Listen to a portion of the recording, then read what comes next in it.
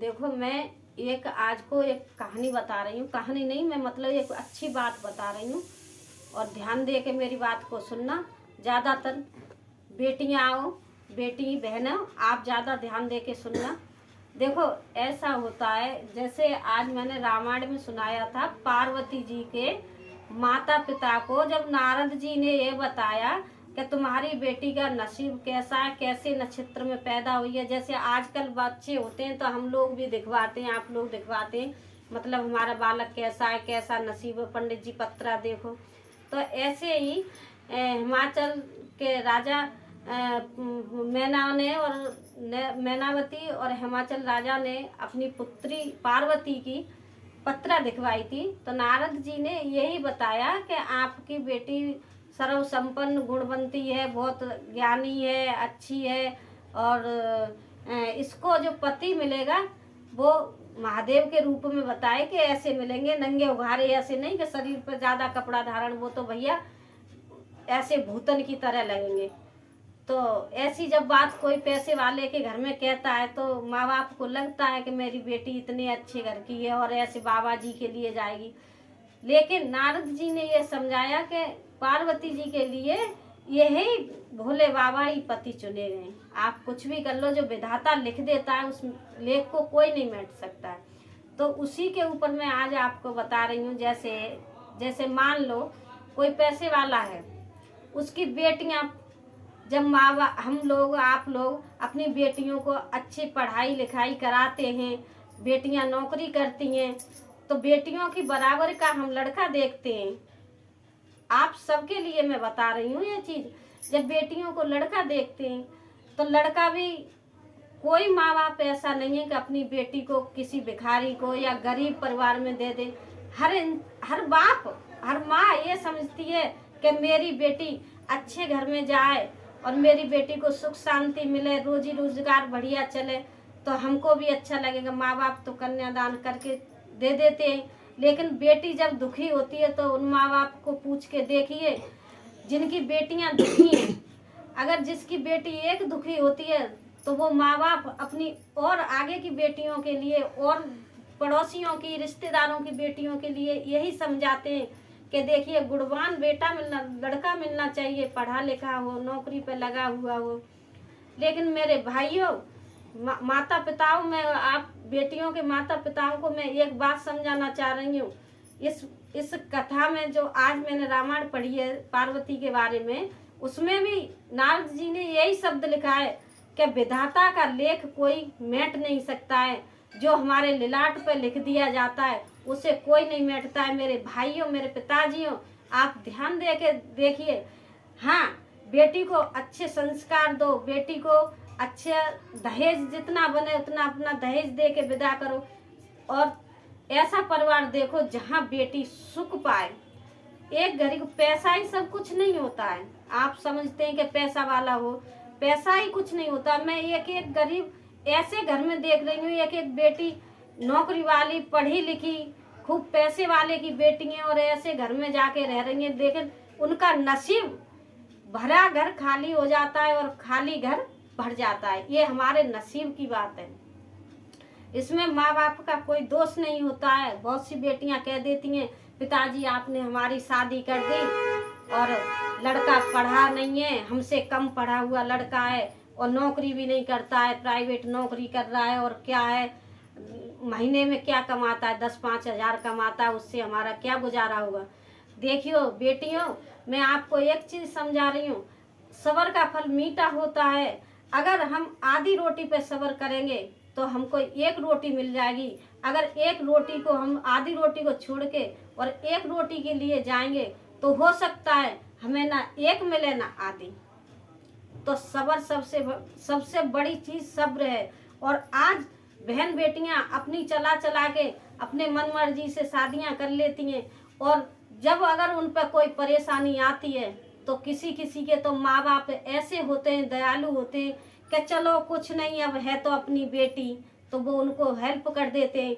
और कोई कोई माँ बाप इतने कठोर होते हैं कि जब बेटी गलत रास्ता पर चल जाती है तो उसके लिए माँ बाप कहते हैं कि हमारे जाने बेटी मर गई और बेटी के जाने हम मर गए। उस समय उस बेटी पे कितना उसका दिल कितना टूटता होगा कि उसे ना तो इधर की रहती है ना इधर की। आजकल आप लोग देख रहे होंगे 99% यही केस मिल रहे हैं। देखिए कहीं पे भी देखना तुम, चाहे पैसा वाला हो चाहे गरीब, गरीब तो बेचारा वैसे भी गरीब होता है, लेकिन खास करके पैसे वालों की औलादों के सामने ऐसा हो रहा है। लेकिन एक एक बेटियों को भी ये सोचना चाहिए, मेरे माँ बाप कितने परेशान होते हैं, इधर उधर घूमते हैं। बेटी जब पैदा होती है तभी से पिता और माता के सिर पर वजन बढ़ जाता है और वे बर ढूंढने को लगे रहते हैं। कभी किसी रिश्तेदारी में देखते हैं, कभी किसी रिश्तेदारी में। बेटियों को क्या पता है, बेटियां तो अपने खा पी के बड़ी हो गई, पाल पलोस के बड़ी कर दी, अपने पैरों पे खड़ी हो जाती हैं। तो लड़कियां ये समझती हैं कि मतलब हम तो अपने आप इतने बड़े हो गए। मेरी बेटियों देखिए ऐसा कुछ नहीं है, माँ बाप का सिर बेटी ही ऊंचा करती है। किसी ने कहा है कि माँ बाप का सिर ऊंचा या तो बेटी करती है या रोटी करती है। बेटी ससुराल में जाती है तो बेटी अच्छे कर्म करती है, घर को संभाल के रखती है, सबका मान सम्मान करती है। तो बेटी के जब पिता जाता है ससुराल में बेटी के, तो उसका भाई या बाप जाता है तो ससुराल वाले कहते हैं आइए साहब बैठिए, आपने तो हमको हीरा दे दिया अपने घर का। बोले क्या बात हो गई भाई, ऐसे समधी साहब क्यों कह रहे हो? बोले नहीं साहब, आपने अपनी बच्चियों में ऐसे संस्कार दिए कि वास्तव में हम धन्य हो गए आपकी बेटी को लेके। और आपकी बेटी तो हमारे घर में आई है, जिस दिन से मेरे घर में धन धान्य की कोई कमी नहीं है और मेरे घर को उसने ऐसे संवारा है कि कोई किसी की बेटी क्या संवार सकती है। तो जो बेटी को संस्कार मिलते हैं, माँ बाप के संस्कार घर में देखती है, उसी काम को वो दूसरे के घर जाके करती है। देखिए उस बाप का सीना कितना चौड़ा हो जाता है गर्व से, जब अपनी बेटी के बारे में, भाई का, बाप का, जब अपनी बहन और बेटी के बारे में ऐसे शब्द सुनते हैं ससुराल में, तो उनका सीना गर्व से चौड़ा हो जाता है। धन्य है ऐसी बेटियों को जो अपने बाप का सिर ऊंचा करती हैं। और देखिए बेटियां भी सब तरह की हैं, लेकिन थोड़ी सोच और समझ का फर्क होता है। थोड़ी माँ के संस्कार ऐसे होते हैं, बेटी को माँ ही संभालती है, बाप तो बाहर रहता है, माँ घर में रहती है। बेटियों को माँ को संभालना पड़ता है। माँ को बोलना चाहिए कि बेटी देखो हमारी किस्मत कैसी थी, हैं हम कैसे घर में हमारी शादी हुई, आज हमको देखो हम कहाँ से कहाँ पहुँच गए। कोई माँ अपनी बेटी को गलत सलाह नहीं देगी, लेकिन थोड़ा बेटियों को भी सोचना चाहिए कि माँ बाप, हमारे माँ बाप ने हमने पाला पलोसा है। अगर तुम किसी के घर जाती हो, अगर माँ बाप की बात नहीं मानती हो, माँ बाप की बिना मर्जी के अपना कोई गलत कदम उठा लेती हो, तो क्या होता है उसमें माँ बाप का दिल टूट जाता है। वो मन नहीं रहते हैं जो माँ बाप के मन अपनी बेटी के लिए होते। अगर बेटी पे कोई आफत पड़ती है ससुराल में, तो उसके माँ बाप, पूरा कुटुंब परिवार जाके खड़ा हो जाता है और अपनी बेटी की पक्ष में जी जान लगा के लड़ाई करता है और अपनी बेटी की जिंदगी बचा लेता है।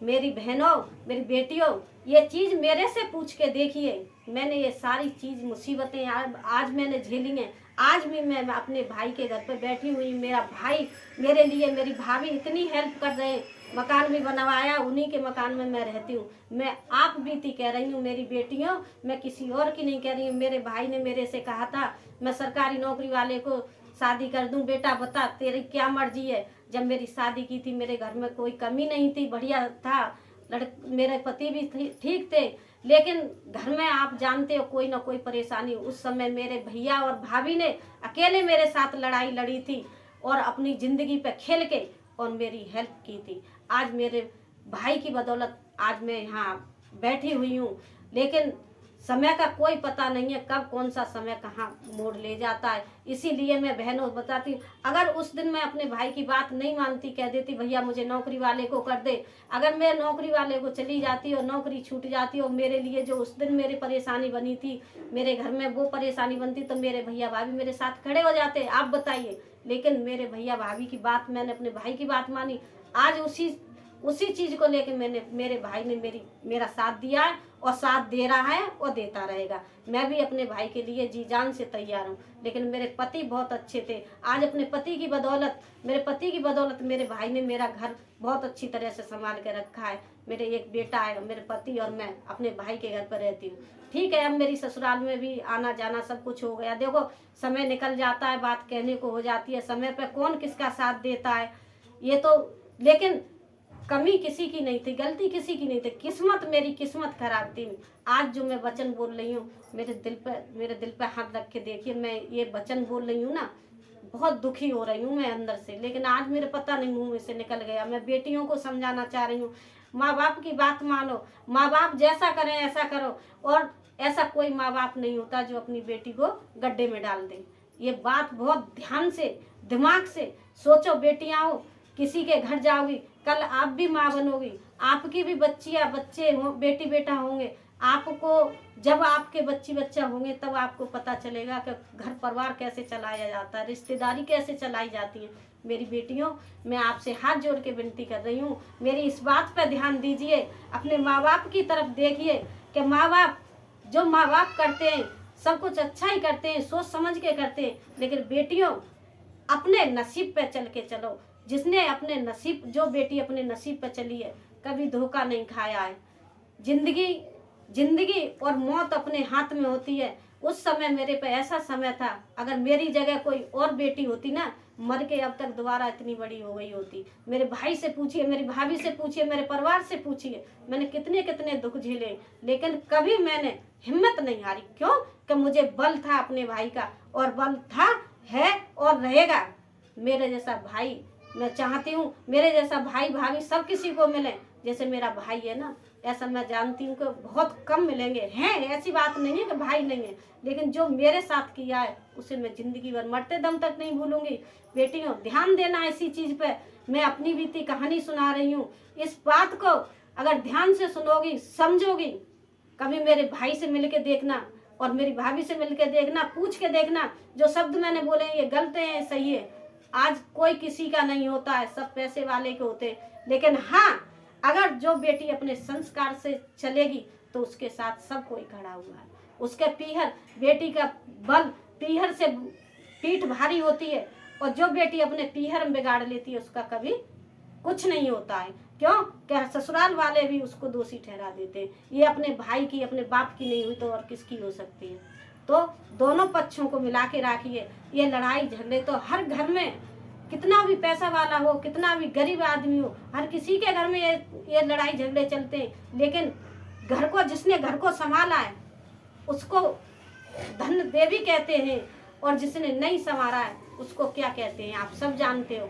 लेकिन ये किस्मत है, हम जो करना चाहते हमको करने को नहीं मिला। हम आज फिर कह रहे हैं, हम जो हमारे संस्कार, माँ भाभी भैया के जो संस्कार थे, हमारे संस्कार सब फेल हो चुके हैं। लेकिन ऊपर वाले पे भरोसा किया है, ये मेरा कान्हा है, ये सब नैया पार करेगा, इससे बड़ा कोई नहीं है। मैंने शुरू से पूजा के पाठ किया है, अब भी करती हूँ, लेकिन मैं अच्छी बात इसीलिए मैंने ये चैनल बनाया है।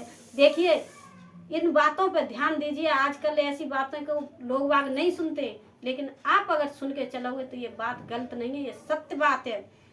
तो मेरी बेटियों, मैं एक ही बात कह रही हूँ, अपने पिता माता की बात मानो। जैसे घर में, जैसे परिवार में, देखो कोई बात नहीं है, लड़का कमाने वाला कम है तो क्या है, तुम्हें भूखा नहीं रखेगा, और फिर तुम्हारा नसीब रहे तुम पैसे वाले के घर में चली जाओ तब भी खुशी नहीं मिलती है। क्या करोगी? अगर दूसरे पैसे वाले के घर में चले जाओ तो उसमें क्या खुशी मिलती है? नहीं मिलती है ना। समाज बोलने नहीं देता है। क्या करोगी आगे चल के?